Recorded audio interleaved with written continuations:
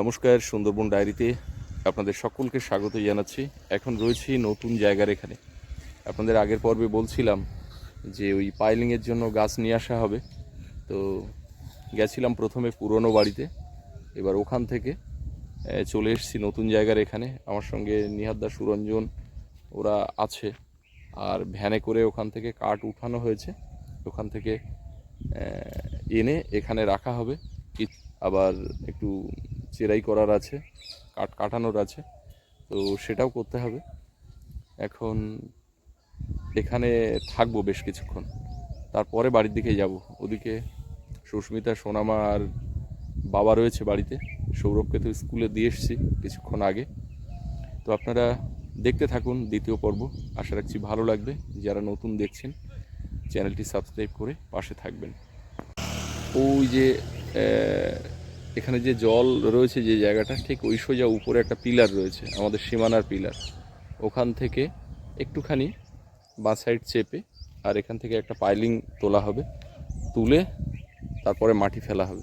তাহলে এখানে অনেকটা জায়গা ব্যবহার করা যাবে। না হলে যেহেতু পাশে একটা ক্যানেল আছে, ভেঙে যাওয়া, মাটি ধসে যাওয়ার একটা ব্যাপার থাকে। তো সেই কারণে ওখান থেকে সোজা করে পাইলিংটা এখানে আসবে, আর এদিকেও ওই সীমানা পর্যন্ত যাবে। আর ব্রিজের দু সাইডে মাটি ফেলার পরে কাঁচা মাটি ছিল, একটু ফেটেছে, তো এর দুধারেও কিন্তু পাইলিং করতে হবে। এই ব্রিজটা যখন করার কথা ছিল তখন এখান থেকে একটা ভি করে গাঁথনি করার কথা ছিল, এধারে বা এধারে। তো তখন জল হয়ে গেছিলো, আর সে আর বলে বলে হলো না। এখন যেটা হয়েছে, পাইলিং করতে হবে, এরকম একটা পরিস্থিতি তৈরি হয়েছে। তো এখান থেকে এরকম ভি করে সাইডে আর এ সাইডে, দু সাইডেই মোটামুটি একটু পাইলিং তুলে দিতে হবে, তাহলে এই মাটিটা ধরে থাকবে। আর এধারে তো পাইলিং হচ্ছেই। পিলারগুলো নিয়ে এসে ওখানে রাখা হয়েছে সব। আমরা তিনজন স্কুটি করে আগে চলে এসেছি, আর কাঠ নিয়ে গাড়ি পেছনে আসছে। তাহলে নিহাদা, কাঠগুলো কোথায় রাখা হবে? কাঠগুলো এই পারে রাখবে, এই পারে ওরকম জায়গায় রাখতে হবে। এই কানাতে এই পোস্টের পাশে এখানে রাখবে। মোটামুটি ওর থেকে কিছু কাঠ তো আবার একটু কাটাতে হবে। ওই জন্য এই পাশে রাখবো। হ্যাঁ, সেটাই করতে হবে। আর পাইলিংয়ের জন্য যেগুলো, সেগুলো নিচে ফেলে দিতে চাইছো? না না, উপরেই রাখবো। উপরে রাস্তার কানায় রাখলে আবার আউট হয়ে যাবে না তো? নিচে দিলে দেওয়া যাবে, কোনো ব্যাপার নেই। এখন ড্রেন শুকনো আছে, কোনো ব্যাপার নেই। দিলে শুকনো জায়গায় দিতে হবে, জলের মধ্যে দিলে হবে না। এরকম জায়গা দিলে তো গাছতলাতে দাঁড়িয়ে আছি, দেখি কতক্ষণে গাড়িটা আসে, আর তারপরে আবার যেতে হবে পুরনো বাড়ির দিকে। গাছ চলে এসছে।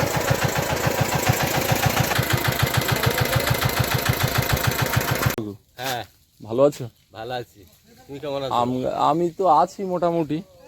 এখন এদিকে আম গাছের মুকুল টুকুল এসছে, দেখে শুনে রাখো।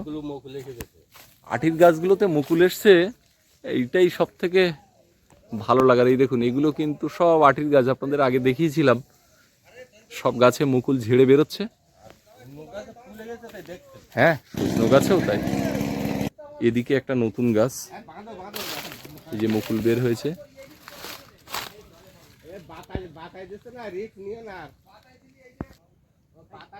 এদিকে এই গাছেও মুকুল বের হয়ে গেছে।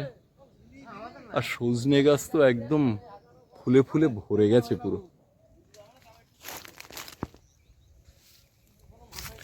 আর আবির খাল একদম শুকনো হয়ে যাওয়ার মতো অবস্থা।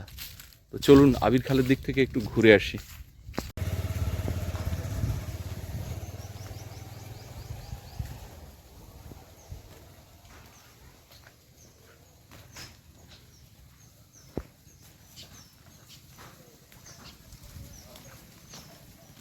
সজনে গাছ একদম পাতা দেখা যাচ্ছে না, শুধু ফুল আর ফুল। ও, আগের তারিখে এসে দেখেছিলাম দুটো ঘুঘু, আজকেও দুটো ঘুঘু। তো গত তারিখে দেখিয়েছিলাম দুটো ঘুঘু, মেল ফিমেল আর বাচ্চা। আর আজকে দেখতে পাচ্ছি একটা বড় ঘুঘু আর তার বাচ্চা বসে আছে।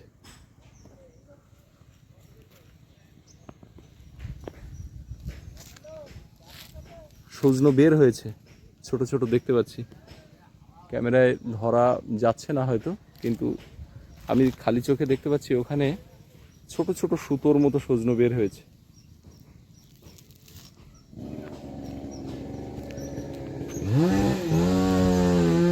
এদিকে রাস্তার ধারে কাকুদের গাছে মুকুল এসছে,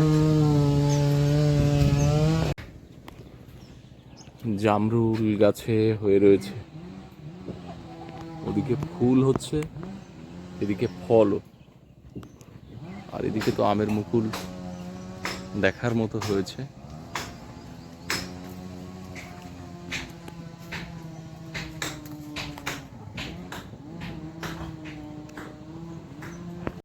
গরুর জন্য এখানে খড় কোচা হয়েছে, এটা গরুর খাবার। এই দিক দিয়ে যাব খালের দিকে। এখানে তো ধান হয়েছে, সবুজ হয়ে গেছে, আর ওদিকে খালে শব্দ শোনা যাচ্ছে মেশিনের, অসংখ্য পাম্প সেট চলছে।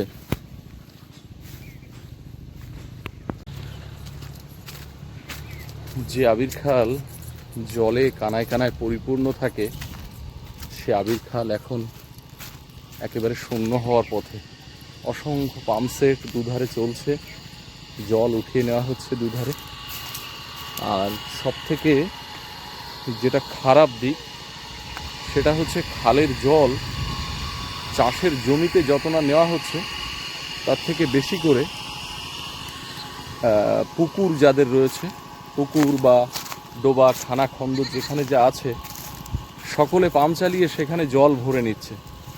কারণ খালের জল শেষ হয়ে গেলে ওই খানাখন্দ যেগুলো ভরে নেওয়া হচ্ছে তার থেকে ব্যবহার করবে বলে। কিন্তু এটা সব থেকে বড় বোকামো। কারণ চাষিরা যদি খালের জল স্বাভাবিকভাবেই খেতে ধান খেতে দেন, তো সেক্ষেত্রে জল অনেক সাশ্রয় হয়। এবার শুকনো পুকুর যেগুলোতে জল ভরা হচ্ছে, সেই জল কিন্তু সব আবার মাটিতে শুষে নিচ্ছে। কিন্তু সবাই করছে দেখে এ করছে ও করছে, পাশাপাশি খালের দুপারের মানুষ এই একই ভুলটাই করছে। আর যার ফলস্বরূপ খাল সময়ের অনেক আগেই শুকিয়ে গেছে। দেখুন আবির খালের ওই যে সামনের দিকটা, এই যে নেট দিয়ে পাটা দেওয়া ছিল, তার ওধারে দেখুন ডান দিকে চড়া বেরিয়ে গেছে, মানে মাটি বের হয়ে গেছে। আমার সামনেও সেই একই অবস্থা। এই যে পালা দেওয়া এই অংশটা হচ্ছে অমৃতদের ওই ডোবা কাটা ছিল, যে কারণে এটাতে একটু জল থাকবে। তাছাড়া আর সমস্ত জায়গা কিন্তু জল শুকিয়ে যাবে। আজকে রাত্রের ভিতরে শুকনো হয়ে যেতে পারে, না হলে হয়তো আগামীকাল সকালবেলা উঠে দেখা যাবে যে খালে আর জল নেই। তো মনে হচ্ছে অনেকটা জল, শুধু ওই জলের একটা আস্তরণ রয়েছে, ওই 4 আঙুল কি 6 আঙুল জল রয়েছে। আর এখানে ছাগল বাঁধা কাকুদের, নৌকাটা বাঁধা আছে বটে, কিন্তু নৌকা ভাসার মতো জল আর নেই।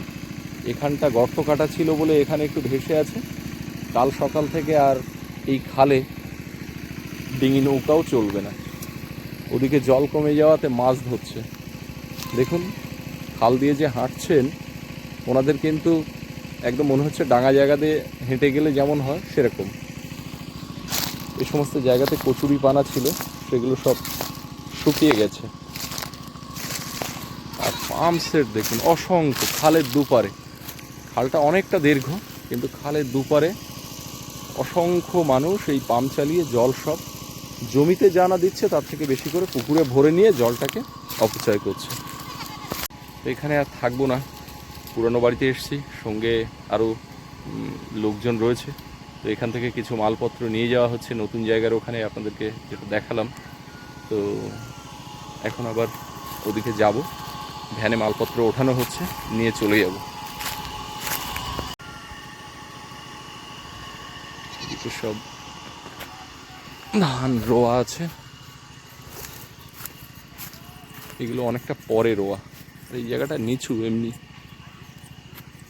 বর্ষাকালে প্রচুর জল হয় এসব জায়গায়। কচু ক্ষেতটা এখন ধান ক্ষেত হয়ে গেছে, আর এই দেখুন জল কিন্তু ননস্টপ উঠছে।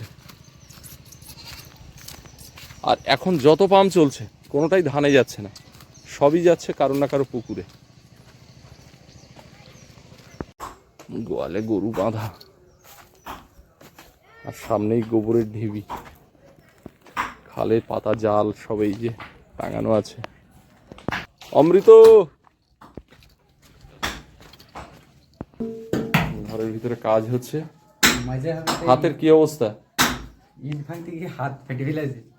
ইট ভাঙতে গিয়ে হাতে মেরেছো বাড়ি? হ্যাঁ, একটু ঠিকঠাক করে দেখে শুনে কাজ করতে হবে। এই যে ঘরে মাটি পড়ছে, রাফালাই পড়বে নাকি? বেশ, এই হচ্ছে ঘরের ভিতর।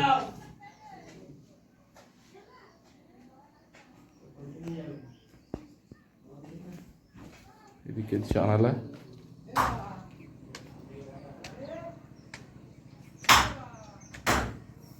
লাস্টে বাড়ির ভিতর থেকে এই গর্ত করে মাটি নেওয়া হচ্ছে।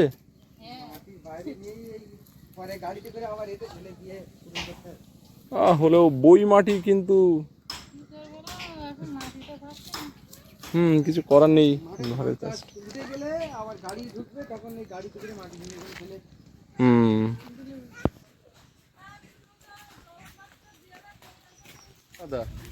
তাহলে আর দেরি করবো না, চলে যাই। হ্যাঁ, সুরঞ্জন আসছে, তোমরা বাড়ি চলে যাও, আর আমিও চলে যাই, সন্ধ্যাবেলা এসে কথা হবে।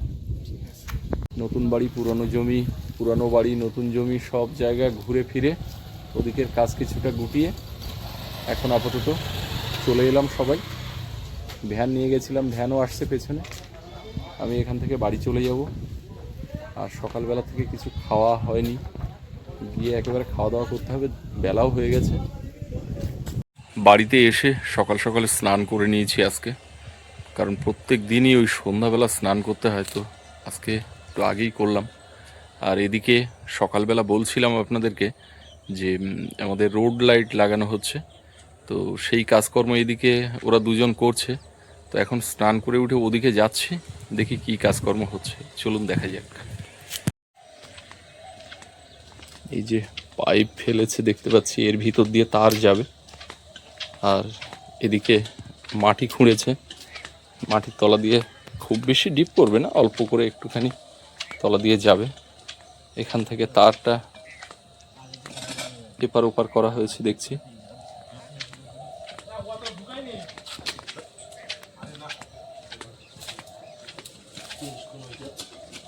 আচ্ছা, লাইটগুলো কিরকম পজিশনে লাগাচ্ছ? একদম রাস্তার গায়ে? আচ্ছা, এই রঙ্গন গাছগুলোর যেন কোনো ক্ষতি না হয় সেইভাবে এই কাটিং করা হয়েছে। এই যে পাইপগুলো ওদিকে ও মাথায় পুকুর পাড়ে অনেক দিন আগে এনে ফেলানো ছিল। কত ফুট করে হাইট করা হচ্ছে? ওইরকম 32 ইঞ্চি মতো, 2 ফুট আর 7-8 ইঞ্চি। এই যে পোতা হয়েছে, এখানে কি মশলা দিয়ে গোড়ায় জাম করা? এখনো জাম হয়নি, এখন তা পাইপ। আচ্ছা, আর এই পাইপটা এর ভিতর দিয়ে বেরোবে, উপরে লাইট জ্বলবে। আচ্ছা, এইখানে একদম এখানেও দিয়েছো গোড়াতে? আমার তো মনে হয় ওইখান থেকে এপার ওপার দিলেই ভালো হতো, এইখানে দেওয়াটা দরকার ছিল না, কারণ এখানে এমনি একটা এদিকে লাইট থাকে। আর এদিকে এই যে সব কাটিং করা, মশলা মাখানো হয়েছে। আচ্ছা, বালি ছিল, যা বালি ছিল তাতে হয়ে যাচ্ছে?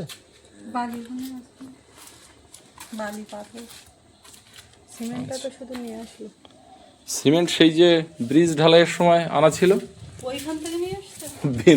বেনুর ঘরে রাখা ছিল।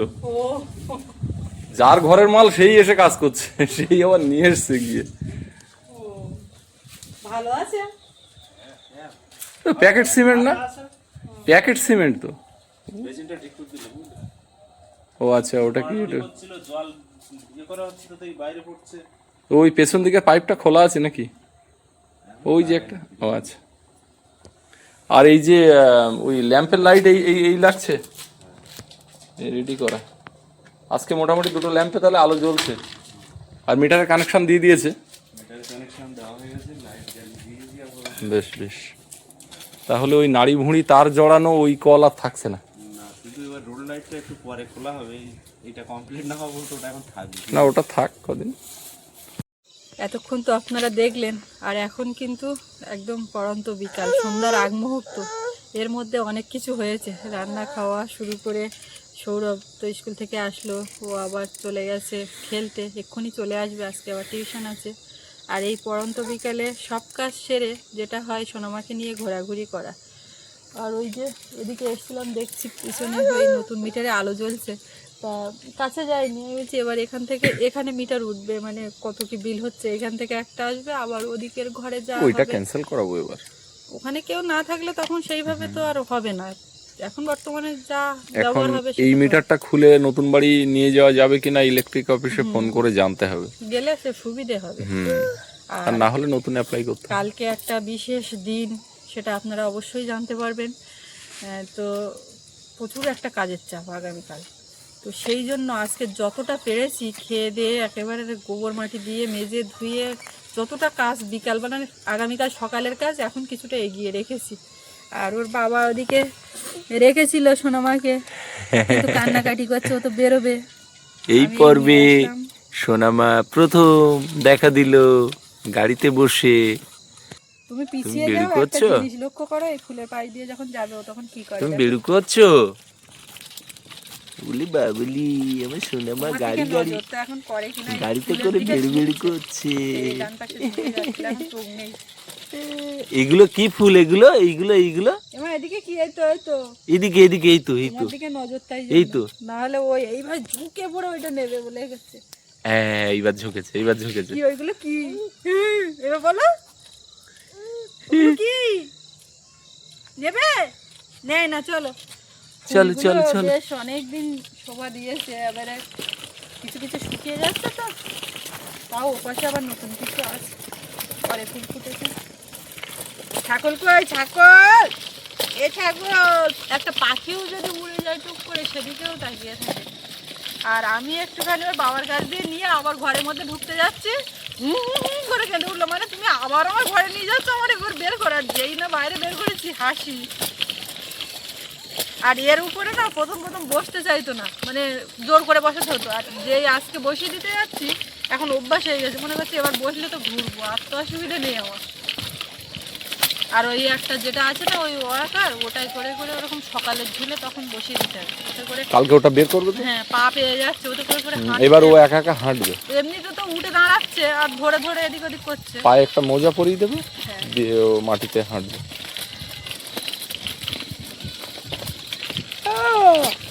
ও আকারে হাঁটবে। সামনে বছর এরকম সময় মেয়ে আমার ছুটে বেড়াবে, হ্যাঁ, কিচ্ছু লাগবে না। কিচ্ছু লাগবে না, তাই না? গুড় গুড় গুড়, ড্যাব ড্যাব করে তাকাচ্ছে। কে গো, কে গো ড্যাব ড্যাব করে তাকাচ্ছে? এইটা আমার আগে বের করতে আমারই কষ্ট হতো, মনে হতো কি ওর থেকে তো কোলে ভালো, এইটা ফেলবো না ওর থেকে কোলে ভালো। কিন্তু এখন সেটিং হয়ে গেছে, আর অতটা কষ্ট হয় না। আগে যেন মনে হতো প্রেশার দিয়ে ফেলছি এরকম একটা, অতটা পারতাম না ঠিকঠাক, এখন ঠিক হয়ে গেছে।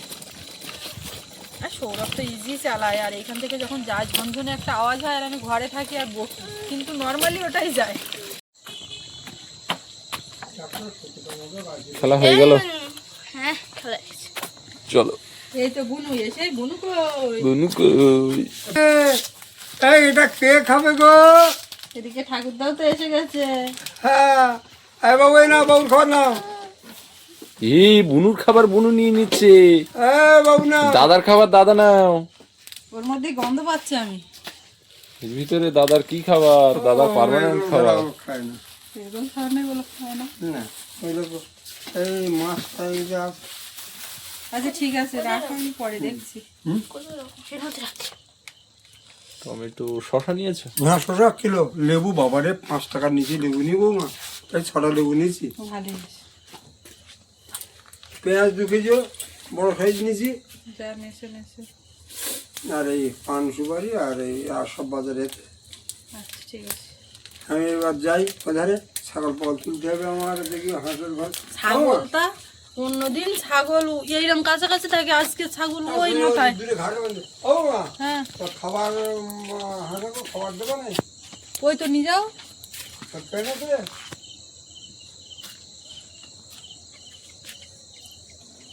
তুই আমার ওর মুখের সামনে আমার মুখে দিচ্ছিস?